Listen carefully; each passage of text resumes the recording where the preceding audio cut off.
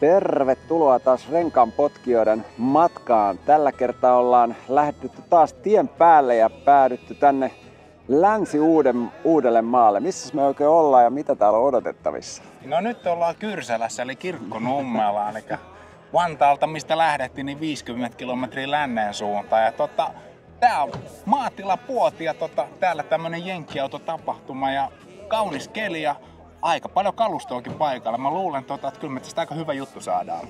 On, ja täytyy sanoa, että upea ympäristö olla todella autotapahtumassa ja hieno päivä. Lähdetään katsoa, mitä täällä on. Tri-5 Chevy, Avo 55 ja tää on nyt sillä keulalla, mitä sä oot etsinyt. No kyllä todellakin, joo. Nyt on niin kuin nähty videoiden aikana 56 ja 57, mutta vihdoin se 55, missä on taitaa olla ihan yleinenkin käsite, niin sanottu Ferrari-keula varmaan johtuu siitä, että siinä on tuo iso maski. Ja tämä Avona, täytyy sanoa, että taas niin kuin setä on ihan niin kuin mehuissaan täällä. Upean näköinen auto ja vielä Continental Tire-rengas täällä, vararengas. Todella upea. Kiva ruskea vaalea kaksivärinen maalausteema. Jos nyt oikein muistan, niin 55 oli ensimmäinen vuosimalli, kun Chevroletin henkilöauto sai V8-moottorin. Ja sen takia näistä sitten Tri-5 Chevystä tulikin niin suosittuja. No se kyllä selittää. Nyt ei ole pillerikapseleita, mutta pellitpä kuitenkin. On joo, taitaa olla ihan alkuperäiset peltikapselit ja on kyllä hieno auto ja ilmeisesti, tai olisiko tää custom maalaus kuitenkin, tää on niin karkin näköinen, ettei ehkä ihan 55. Joo, paha lähteä ihan varmuudella sanomaan, mutta en niin kuin epäile sitä. Ja tohon aikaan hyvin näkee, että jalankulkijat, niin ne on ollut toissijaisia, että tuossa kun poimii jalankulkijan tuohon konepellille, missä on tämä hieno keulakoriste, niin eihän siinä nyt hyvin tule käymään. Joo. Mutta on kyllä upea Bellairi. Sitten jotain aivan muuta. No kyllä, nyt on muotoa. Nyt on muotoa nimittäin. Cherry Bomber, Studebakeri takaikkunasta ja tietysti keulan muotoilusta tunnistaa, mutta itse en näitä kyllä niin hyvin tunne, että osaisin vuosimallia sanoa. Joo, sama homma. En pysty kyllä identifioimaan, mikä on vuosi, mutta se mikä heti pistää tässä silmään. Tässä ei ole varmaan yhtään suoraa peltipintaa. Kaikessa on joku pyöristys. Siinä on ollut tekemistä, että on tää tähän kuosiin saatu. Aivan jäätävän hienot muodot tässä. Herkulliset suorastaan. Ja teema on suoraan jostain toisen maailmansodan pommikoneesta. Ja kenties menosen mukaista ainakin, jos noita pulloja tuolla takakontissa katsoo, mutta on kyllä hieno custom toteutus. Tiedätkö mikä vehje tämä tässä ikkunassa on?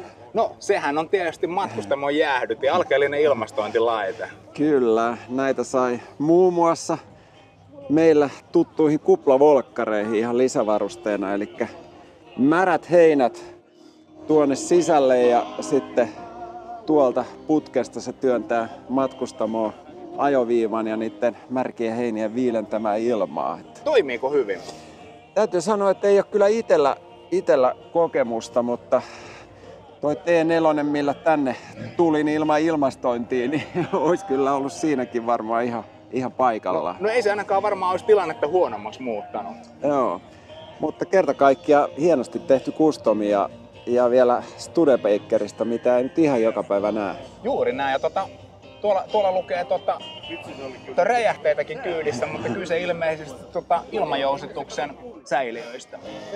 Siltä se näyttää, mutta nekin on tyylin mukaisesti muokattu Cherry Bomberiin sopiviksi. 49 Dodge Roadsteri. Ai vitsi. Nyt on komea. Museorekisterissä ja viimeisen päälle. Ja mulla on muutenkin niin kuin aina ollut keltaisille autoille semmonen suuri rakkaus, niin vaikka tää ei ole semmonen ihan niin kuin keltainen, niin tää on aivan mielettömän upea värisävy. Mä toivon, että tää välittyy myös siihen videoon teille. Mutta siis tää, Nyt olisi kyllä pitänyt varata jotakin kuolausservettejä mukaan, että tästä kohta puhuminenkin menee hankalaksi. Joo, tässä on kyllä tehty entisöinti viimeisen päälle. Todellakin. Ja niin voi sanoa, että kaikki on kohdallaan. Ja onpa komea tommonen pässiteemainen keulakoristekin siinä. Joo, totta. Dotkellahan toi rami edelleen pässin sarvineen nykyautoissakin keulalla. Kulkee mukana. Ai vitsi. En tiedä, onko päivä upea. Täällä on niin paljon upeita autoja, mutta kyllä tää niinku yksi upeimmista ilmestyksistä tänään on. Todellakin niinku sitä titteliä niinku tässä renkaanpotkijat hollissa niin sanotusti tavoittelee. Joo. Sisusta myös viimeisen päälle. Todella hieno auto. 65 Buikki. No nyt oli kyllä meidän ihan pakko pysähtyä. Tässä ensimmäiseksi kun lähestyttiin tätä Rivieraa, niin omassa mielessä ainakin kävi, että nyt on jotain mitä mä en ymmärrä, kunnes ymmärsin. En ole ikinä nähnyt Rivieraa, millä silmäluomet on nostettu pois lyhtyjen tieltä. Joo, yleensä taitaa parkissa olla toisinpäin. Tässä on nyt tulee niinku toistaneeksi itseään, mutta täällä maatilapuolilla on kyllä toinen toistaan upeampia autoja. Tääkin on ihan hirveän hienossa kunnossa. Todellakin, että täytyy vaan niinku hämmästellä, että minkälaista kalustoa tästä meidän Suomimaasta löytyy. Tää on niinku maalipintakin, niin tää on kuin uudesta autosta. Missäs vaiheessa Buikissa tuli se boattaili? Onko se tästä sit seuraava? Se on mun mielestä vasta niinku tämän jälkeen, että ei ainakaan ennen. Joo. Ja sisältäkin ihan niinku aivan jäätävä hienossa kunnossa. On ja upea väri. Ja katos noita vanteita. Aika makea toi keskiö. Pinnavanteet ja mikähän ton keskiön nimi nyt oliskaan? Joku hiottu timanttihan se on. Kupoli? Jotain sellaista, mutta sopii kyllä näihin muotoihin erinomaisesti. Istuu ihan täydellisesti. Ja kukaan ei voi kiistää tai saa yrittää, mutta kyllähän HT kupee, niin ai että. On se joo. Sekin on ikävä kyllä sellainen design ja muotoseikka, joka automaailmasta on lähes tyystin hävinnyt jo. Se on totta ja ei varmaan nyt ihan niin kuin suuressa mittakaavassa ole palaamassakaan. Mutta sanotaanko tämmöisellä ajaa, niin mä luulen, että ne suhisevat tiivisteet ei niin kuin harmittaa yhtään, kun muistaa miltä se näyttää. Löytyyhän se boattailikin täältä. Tässähän se on. Ja kun arvuuteltiin, että mihin vuosikymmeneen se osuu, niin näyttää olevan 72 tämä. 72 oli oikein hyvä vuosi. No sehän oli joo. Ja näin kun äijät edustaa samaa aikakautta, niin osaatko arvioida, että kummat on paremmin säilynyt, tämä Buikki vai ukot? Tässä autossa se hulluttelu, niin se on oikeastaan tapahtunut siinä piirustuspöydällä. Se on kyllä totta. Tässä vaiheessa jouduttiin jo tehoja autoista tiputtamaan aika reilustikin, mutta onneksi vielä suunnittelupöydällä sai käyttää luovuutta. Joo, tässä on kynä lentänyt niin sanotusti. Miten päädyit tähän autoon tai tähän malliin? No näitä mä oon kattellut varmaan 20 vuotta, että löytyisi semmonen sopiva. Mutta sit löytyy vihdoin saumaa. Onko nämä muodot, mihin sä ihastunut? Kyllä, tässähän tosi niinku uniikit. Ja sanotaanko, niinku, että tässä todellakin se kynä on lentänyt silloin, kun tätä autoa on piirretty. On, just. Viimeisiä joo semmosia. Mikä tekniikka tässä on? Siinä on 455. 455, niin se on iso lohkolla. Joo. Just. Kyllä. Miten 72 vuonna niin 455, niin se ei varmaan enää kehittänyt semmoista vajaata 400 heppaa. Että ei. Kyllä sitä alkoi kuristaa sitä jo. Että 250-60. Just aivan. Tässä on pikkasen porattu ja huonattu konetta aikoinaan. Onko ilmastointi ollut sun aikana käytössä? Se hajos toi magneetti, mikä toi on. Kytkin siinä. Siinä on kyllä alkuperäinen tehdasvaruston toi ilmastointi kyllä ollut, että se pitäisi kunnostaa kyllä. Vuonna 1972 Suomessa, kun on myyty uusia autoja, niin Ei ole edes tiedetty, mikä ilmastointi on. Ei.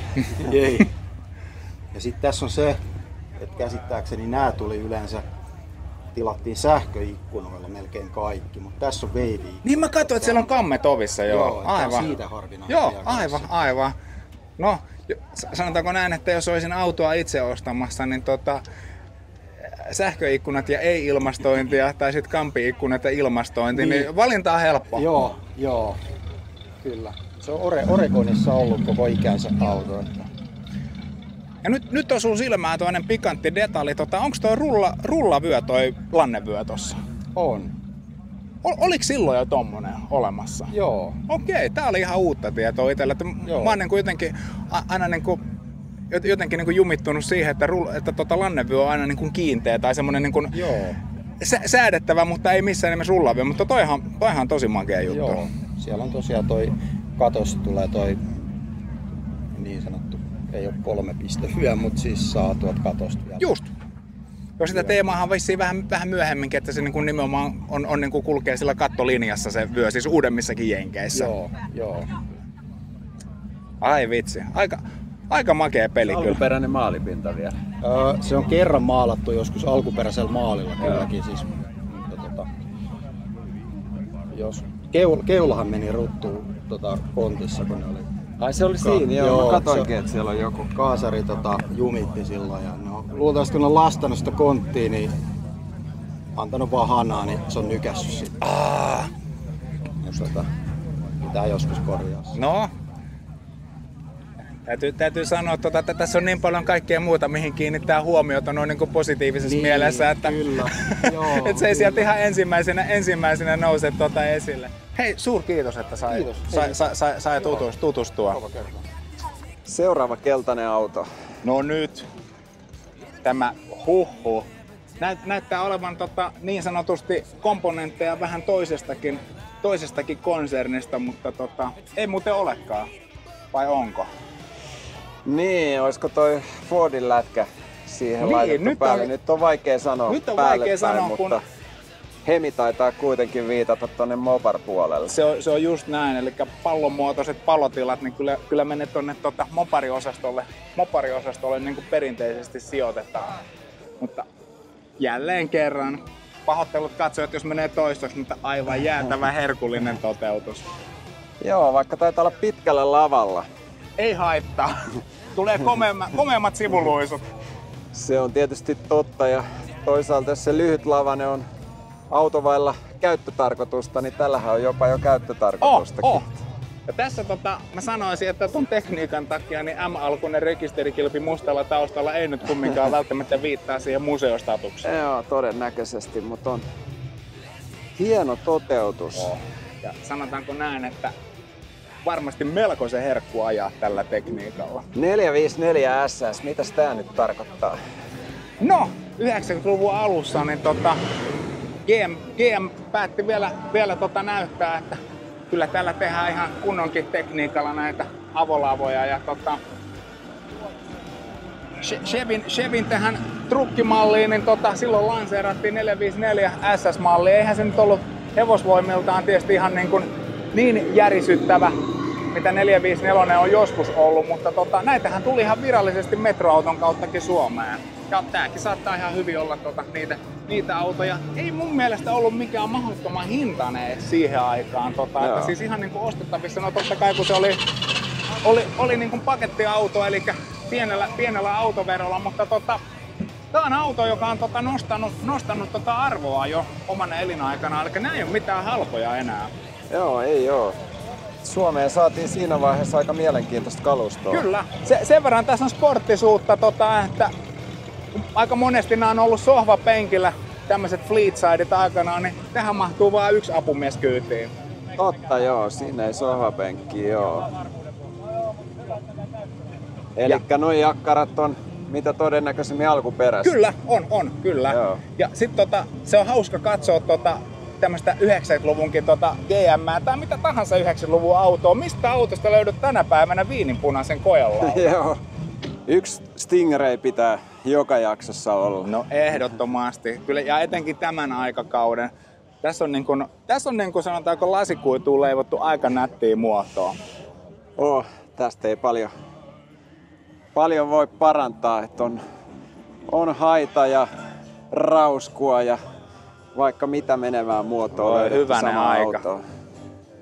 Se mikä on niin silmiin pistävää tämän ajan vetessä, tai ylipäätänsä tämän ajan autossa, että jos nyt äsken kysyilin sitä, että mistä nykyautosta löydät viininpunaisen sisustuksen tai viininpunaisen kojelaudan, niin mistä nykyisestä urheiluautosta löydät tämmöisen rengasprofiilin? Se on kyllä totta sekin. Mutta tämän aikakaudelta, kun matalaprofiilista ei vielä puhuttu. Joo, osa alustan toimivuutta tulee siinä, että on riittävästi kumia tuolla. Ja on sillä mukavampi ajaakin tietysti. On. Se on justiinsa näin, mutta tässä on niin kuin, voisin sanoa, että tässä on kaikki kohdallaan tämän ajan vetessä. On ja kyllä vetteen kuuluu noi pyöreät tuplatakavalot. Kyllä. Uusimmassa lähdettiin siinä mielessä vähän väärään suuntaan. Ei ole ainoa auto, missä on lähdetty hakoteille. Näin on. Elviksen Cadillac. Se vai Virra Olana? Jompa kumpa. Jompi kumpi, mutta kuului se joka tapauksessa. On kyllä hienossa kunnossa tääkin. Oho. Tässä niin kun rekisterikilvet vähän antaisi ymmärtää, että museopelin kanssa ollaan tekemisissä. Joo, ja tässä mennään vissiin tonne 50-luvun. Onko puoliväliä vai alkupuolella? Niin, saataisiko me ehkä tosta kilvestä jonkinlainen vihje, en tiedä. Niin, jos museopeli on saatu vuosimalliin matchaava kilpi, mutta... Ja tää vaaleansininen väri, niin ai että.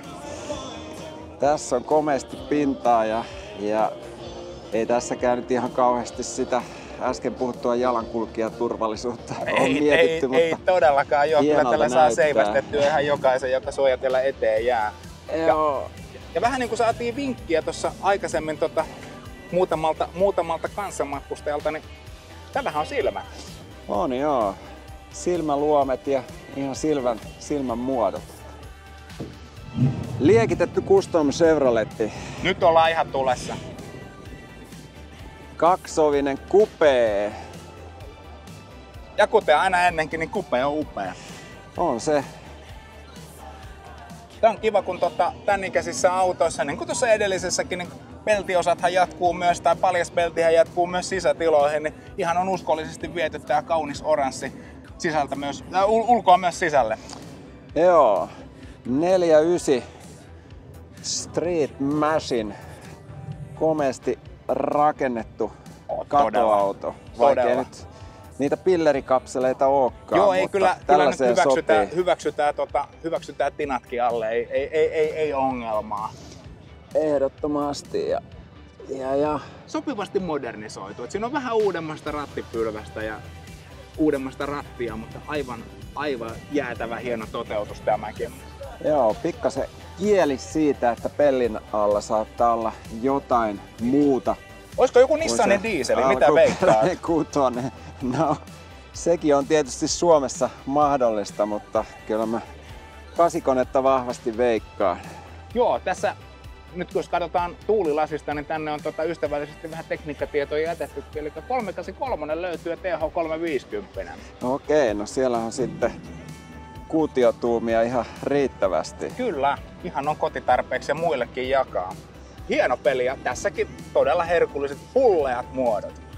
Kunnon käyttöauto. No nyt on just se 4-ovinen tolppadartti 68. 68 vai? Joo, niin tuossa seiso tuulilla. Siis mä olisin ite veikannut 67, mutta pieleen olisi mennyt. Joo, tää on nyt jo sellainen auto, mitä Suomesta sai uutena. Kyllä, ja voisi hyvin ajatella, että tälläkin se Suomi-historia on tällä autolla. Oliko nämä yleensä takseja vai mihin käyttöön näitä hankittiin? Mulla on se käsitys jo, että taksina on aika moni aloittanut, että silloin niin kun 60-luvullakin niin ihmisillä on ollut kumminkin perusihmisille rahaa vähän rajallisemmin käytössä ja vaikka tää on Amerikan autokatalogissa ollut sieltä halvimmasta päästä, niin ei tää nyt mikään halpa auto silti Suomessa ollut. Ja sitten kun se on ollut sopivasti hinnoiteltu, niin kyllä se on sitten se käyttäjäkuntansa löytänyt. Ja tästä täytyy sanoa, että tämän korimallin dartit ja valiantit, niin näissä jopa näkee aika useasti jo sitä, että on automaattivaihteistolla, mutta tää on vielä ihan niin kuin kiltisti rattiakseli manuaalilla. Eli Suomessakin myydyissä oli jo automaatit usein tässä vaiheessa. Joo, mä oon niin kuin voi sanoa, että niin kuin koko tiedostavan elämäni niin kuin aina katsonut tämmöisen dartin tai valiantin myynti-ilmoitusta. Ja tässä niin kuin 60-luvun jälkimmäisellä puoliskolla, niin ne Suomi-autot, niin kyllä niin kuin voin sanoa, en ole nyt silleen pitänyt kirjaa tietokoneella, että ne kaikki on tuolla korvien välisessä nahkakantisessa, niin sanon silti, että kyllä niin kuin voi sanoa, että melkein jokainen niistä on jo automaatilla. Joo. Vuosimallin 1929 Ford A Tudor, eli Tudor. No nyt päästiin kanttiautojen pariin ja kyllähän tämmönen, mikä on laitettu, ja vaikka ei olisi laitettukaan, koska eihän näitä nyt liikaa ole missään nimessä muutenkaan Suomessa, niin aika herkkupeli. Onhan tää, mutta tätä kun kattelee, niin kyllä on niinku pieni fyysisesti toi ohjaamo, että tässähän yltää aika helposti veivaamaan kummaltakin puolelta ikkunat auki. Todellakin. Tässähän toi 96 Saabikin näyttää melkein leveältä tän rinnalla. Vähemmänkin bodatut kaverit istuu hartiat kiinni toisissaan tässä etupenkillä. Näistä taitaa aika useasta olla rodi rakennettu jossain vaiheessa, kyllä. Erityisesti tästä kaksovisesta kopasta. Enkä ihmettele. Siihenhän se on erinomaisen soveltuva. Mutta on kiva nähdä välillä myös tällainen kanttiauto, vaikka itse en nyt varsinaisesti niin kuin tästä aikakaudesta olen niin innostunut, mutta kiva, että näitäkin näkee. Joo, ei ole mullekaan se niinku suosikkigenreä, mutta niinku, kyllä niinku sydäntä riittää tälläkin. Ja tää jotenkin niinku herttaista, että tässä niinku tavallaan on ne samat kaikki komponentit, mitä niinku nykyautossakin, mutta ne on niin erinäköisiä, että pyörät on ihan niinku jäätävän isot, silti ne on ihan jäätävän kapeet. Ja sitten nämä kaikki hallintalaitteet, niin on ne siellä, mutta ne on niinku kaikki niin erinäköisiä. Ja vihreä teema jatkuu vieressä. Oldsmobile. Otetaan nyt yksi Oldsikin. No otetaan. Tähän jaksoon. 442. Ajahengen mukaisesti niin mehän suositaan vihreää autoilua. Joo, ilman muuta. Ja jälleen kerran niin hienossa kunnossa, että tässä menee ihan sanattomaksi, kun tätä katselee. Todellakin taas sitä kuolanеstoservettiä vähän niin kuin kaivattaa. Siis eipä tää nyt paljon eroa siitä, että taisi kaupasta haettu tää auto. Saiko 442 nimensä kenties moottorista ja kaasuttimien kurkkujen määrästä vai mistä se kertoo? No nyt on kyllä meikäläisellä aukko tässä kohtaa Oldsmobile-tietämystä. Joo, melkein sanoisin, että se sieltä jostain lähti. Eli siis 4 sylinteriä, 4 sytytystulppaa ja 2 matkustajaa etupenkillä.